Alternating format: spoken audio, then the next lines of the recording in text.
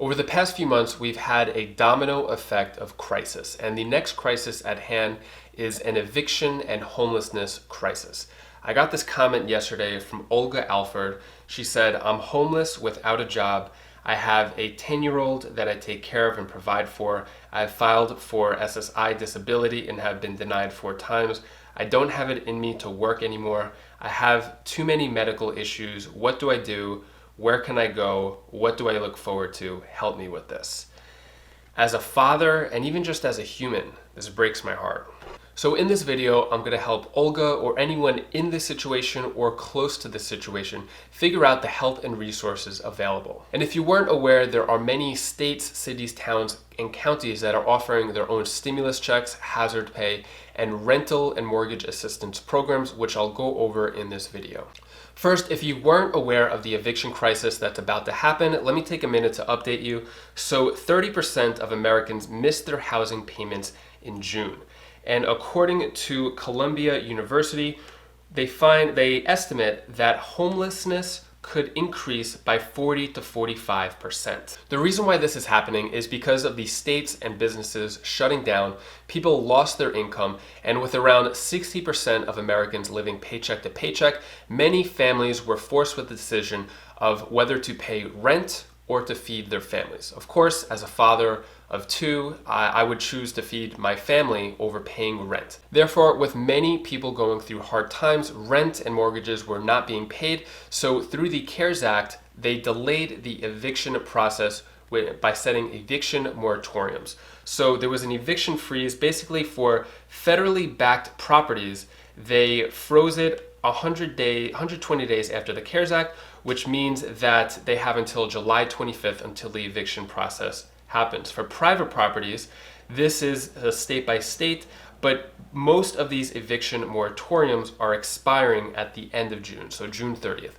Therefore, July 1st is when we may see a wave of evictions starting to happen. When it comes to foreclosure moratoriums, originally it went until May 17th, 2020, but then they extended that until the end of June as well, hoping that things would get better. So many renters are protected by the eviction moratorium until the end of June. But once July 1st comes around, then the eviction process starts to happen in the courts. So for example, Milwaukee, Wisconsin is up 37% with evictions.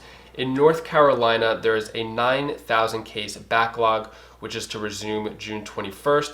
Michigan has around 75,000 evictions filed. Just in New York City, there's around 50,000 evictions to be filed. Fortunately, a lot of governors are seeing this eviction crisis about to happen and are taking action. So Governor Kim Reynolds of Iowa set up a fund for the state eviction restrictions to be lifted until the end of May.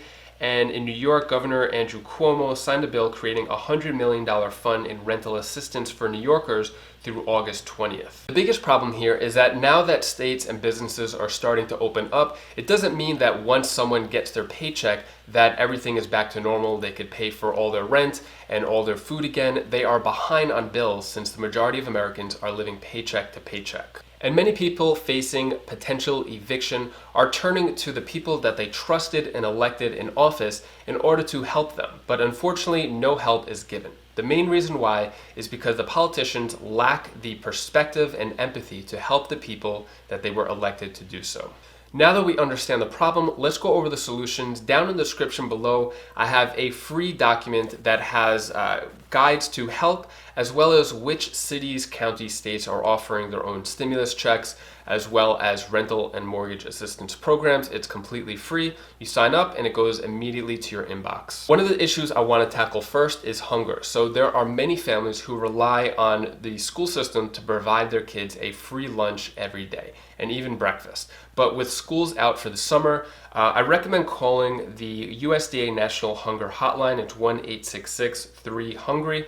I'll have this information down below as well. Call that and you could see by providing your zip code where you could get free meals for you and your family. And to find out about rental assistance, mortgage assistance, utility assistance, as well as another resource to find food, completely free, 211. You could call it on the phone, but I recommend going to the website 211.org.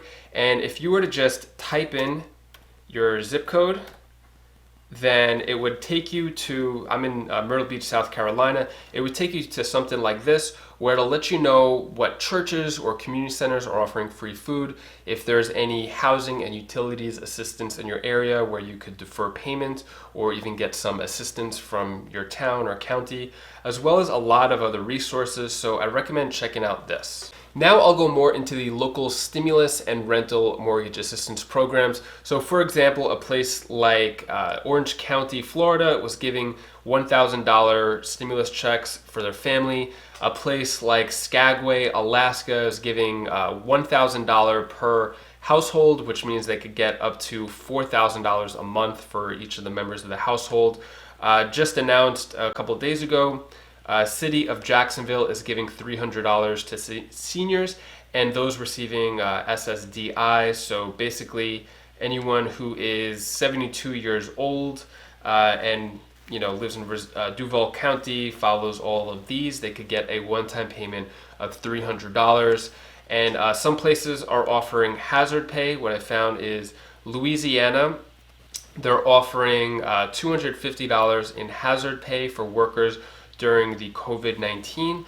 These are for first responders who earn $50,000 a year or less. Next, Lord Oogle asks what assistance is available in Austin, Texas. So what I found is Travis County, which is where Austin, Texas is, they have a $10 million mortgage and rental assistance program that is accepting applications starting June 29th. Next, Kenneth Hunter asks, any rental in South Carolina? Yes, so through scthrive.org, they are offering a rental assistance program. For eligible households, they could receive up to $1,500 in a one-time payment for rent. Also, if you want me to find out if there's any assistance in your state, county, town, or city, put it down in the comments below. Also, check out that document. I have more on that document than I do that I'm talking about in this video. I don't want to make these videos too long, but I'm also going to update it. I'm hopefully going to get all 50 states by the end of the week. I'm going to do a bunch of research,